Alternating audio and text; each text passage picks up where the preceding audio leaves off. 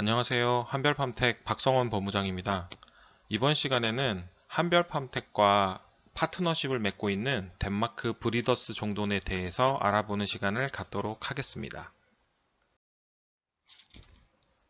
덴마크 같은 경우는 이제 산자수 경쟁 부분에서는 다른 국가와 상당한 격차를 벌려놨기 때문에 지금 현재 상태에서는 산자수보다는 사료 요구율에 더 많은 부분을 할당하고 있습니다. 그 이유는 최근 러시아하고 우크라이나 전쟁으로 인해 가지고 나날이 그 유럽도 사료 가격이 올라가다 보니까 농장들에게 그런 부분에 있어서 어떻게 하면 더 적은 사료를 먹고 더 잘 크게 만들 수 있을까와 관련된 부분을 지속적으로 연구하고 있다는 걸 알 수 있고요. 연간 15,000도 이상의 웅돈을 이렇게 검사를 다 하고요. 이게 검사라는 게 무슨 대단한 검사가 아니고 사료를 어떻게 먹고 체중이 어떻게 증가하고 이런 부분에 대해서 계속 지속적으로 모니터링을 하는 거죠. 그래서 이 어마어마한 양의 데이터를 가지고 직접적으로 유전체 분석과 그 다음에 통계 분석 등을 이용해 가지고 이걸 전체적으로 덴마크 그 데니시 제네틱스 데이터베이스에 올리게 됩니다. 그렇게 되면 어떻게 되냐면 상당히 높은 수준의 정확도를 가진 유전체 육종 및 통계 육종 데이터가 나오게 되고요. 그렇게 됐을 때 우리가 일반적으로 얘기하는 것보다 훨씬 빠른 속도로 육종 개량이 이루어지게 됩니다. 그래서 덴마크 같은 경우 지금 산자수는 어느 정도 이제 개량이 끝났기 때문에 사료 요구율 분야 쪽으로 움직이고 있다고 생각하시면 될 것 같습니다. 일단 그러면 우리가 알아야 될 거는 덴마크가 어떤 육종 목표를 가지고 돼지를 생산하고 있는가에 대한 부분에 대한 것일 겁니다. 한번 알아보시겠습니다. 브리더스가 그러면 랜드레이스하고 요크셔, 이제 일반적으로 모계 품종으로 알려져 있죠. 그래서 개량 목표를 잡고 가는 부분은 무엇인가에 대해서 한번 알아보겠습니다. 요크셔하고 랜드레이스 같은 모계 품종에서 우리가 일반적으로 지금 계속 진행하고 있던 부분은 당연히 생산성입니다. 그 다음에 생산만 많이 하면 안 되죠. 이제 잘 새끼들을 돌보는 능력, 그 다음에 뭐 유주 분비, 그것도 이제 하나의 어떻게 보면은 그 형질이 될 수 있겠죠. 그 다음에 돼지가 유순해야 됩니다. 덴마크 돼지를 저희한테서 이제 수입하셔가지고 키워보신 분들은 다 하나같이 얘기하세요. 아, 돼지가 어떻게 이렇게 유순할 수 있냐고.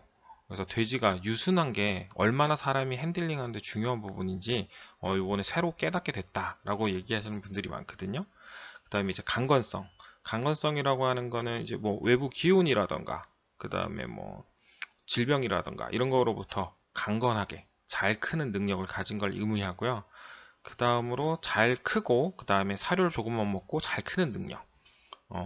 이제 여기서 좀 흥미롭게 보실 부분은 맨 마지막에 있는 high percentage of high quality meat 이 부분인데요. 이게 무엇을 의미하냐면 기존의 모계 종돈에서는 사실은 앞에서 말씀드린 뭐 생산성이라든가 모돈으로서의 자돈들을 케어하는 능력이라든가 이런 부분만 집중했었는데 이제는 모계 부분에 있어서도 고급육을 생산할 수 있는가에 덴마크가 육종 개량 부분에 눈을 돌리기 시작했다는 게 상당히 중요하게 다가오는 부분이라고 할 수 있겠습니다. 방금 전에 말씀드렸던 모계, 요크셔하고 랜드레이스의 어떻게 보면 교잡종이죠. 우리 일반적으로 이제 종돈으로서 가장 많이 사용되는 F1인데요. F1 같은 경우는 뭐 너무나도 당연하게도 일반 우리 그 비육 농장들에게서 가장 이상적으로 해야 되고 그 다음에 가장 우리한테 농장들한테 수익을 많이 줄 수 있어야 되고, 그 다음에 빠르게 내가 투자한 후보돈을 살 때 투자했던 금액을 빠르게 회수할 수 있어야겠죠. 그 다음에 당연하게도 높은 그 일당 증체, 그 다음에 적게 사료를 먹는 것도 어떻게 보면 요즘 능력이 돼버렸어요. 그 다음에 너무 당연한 거지만 새끼를 많이 낳아야 되고요. 그 다음에 새끼를 잘 돌봐야 되고요. 새끼한테 젖을 잘 줘야 되고요. 당연히 강건성과 연산성, 그 다음에 다시 한번 말씀드리지만 덴마크 종돈이 다른 국가의 종돈보다 엄청 핸들링하기가 쉽습니다. 다루기가 쉬워요. 왜? 되게 유순하기 때문이죠. 그래서 유순함은 사실은 뭐 유전될 수 있기 때문에 엄마 아빠가 되게 뭐 사나운 정도 같은 경우는 예를 들면 식자가 많다. 그러면은 되게 민감하고 어떻게 보면 사나운 거거든요. 사람을 공격한다든가 이런 게 있으면 안 되기 때문에 F1 부분, 그 다음에 우리 순종, 요크랜드 부분에 있어서도 유순한 것과 관련된 부분에서 상당한 노력을 하고 있다는 걸 알 수 있습니다. 예, 덴마크 브리더스하고 데니시 제네틱스가 지금 현재 개량 목표로 삼고 있는 걸 도식화한 건데요. 지금 요 슬라이드 같은 경우는 랜드레이스하고 요크셔에 관련된 그 모식도예요. 보시면은 어, 번식 성적이 가장 많은 부분을 차지할 거라고 생각하시는 분들이 많은데 그건 이제 한국의 목표가 되겠고 이미 번식 수준이 상당히 높은 덴마크에서는 리프로덕션, 그러니까 번식과 관련된 부분이 13% 정도밖에 차지하지 않습니다. 근데 13%를 차지하는데 10%는 태어나고 1일 차에 생존해 있는 자돈의 숫자, 이게 상당히 중요하다고 생각을 하기 때문에 10%는 차지하고 있고 나머지 3% 같은 경우는 웅돈의 번식 능력과 관련된 부분이에요. 그럼 지금 현재 덴마크의 가장 큰 부분을 차지하고 있는 것, 개량의 가장 큰 부분을 차지하고 있는 건 무엇인가? 보시면은 사료를 절감하는 거, 네, 돈을 적게 쓰고 이제 돈을 벌겠다는 얘기죠. 그래서 사료 절감 부분이 22%나 차지하고 있다는 걸 아실 수 있고요. 그 다음에 일당 증체량, 그로스, 성장 부분에서 일당 증체량 부분이 30kg부터 뭐 도축장 가기 전까지, 그 다음에 태어나자마자부터 30kg까지, 이 부분에 있어서 성장과 관련된 부분이 26%를 차지하고 있다는 걸 아실 수 있어요. 그 다음에 모성 능력, 모기의 능력이죠. 이제 엄마로서의 그 능력인데 엄마로서의 능력은 자돈이 몇 마리나 이제 생존할 수 있는가 그런 부분도 이제 평가가 된다고 하고 그 다음에 뭐 조기 성장, 그 다음에 엄마의 그 유즙 분비 능력이라든가 전체 능력을 이제 보는 쪽으로 해서 이 부분이 4% 정도 차지하고 있다는 걸 아실 수 있습니다. 지육의 품질에 관련된 부분에서는 백팻, 백팻은 뭐 그대로 유지할 수도 있고요. 필요에 따라서는 감소시킬 수도 있고요. 증가시킬 수도 있는 부분이기 때문에 이런 부분에 대해서 지육 품질에 대해서도 가지고 가고 있는 게 8% 정도를 가중치를 두고 있다라는 걸 아실 수 있고요.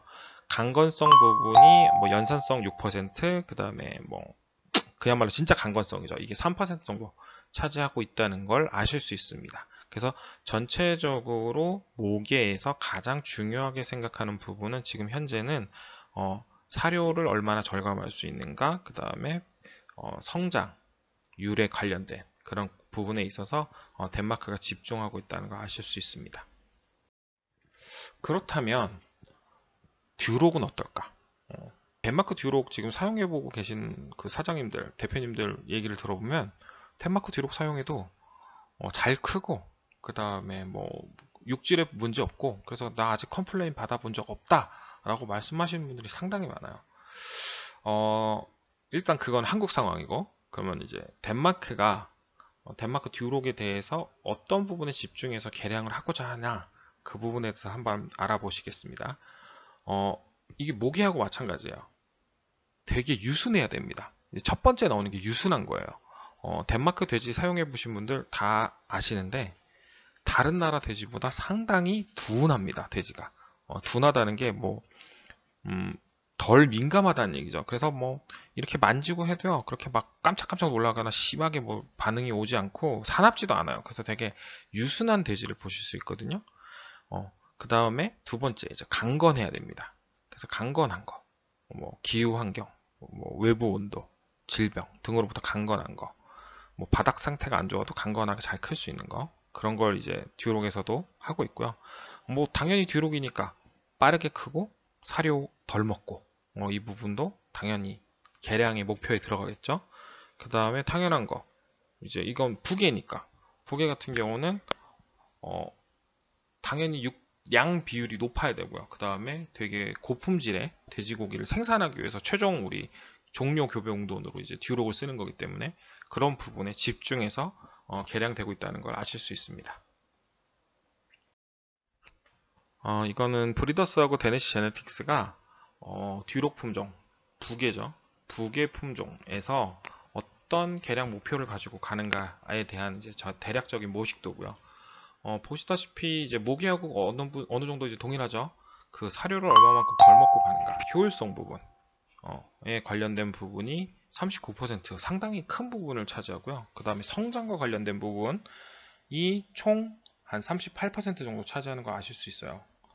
그래서 결과적으로는 적게 먹고 잘 커서 나가게 만드는 게 우리 그 북의 종료 교배 응도인 듀록의 그 개량 목표라고 보실 수 있습니다.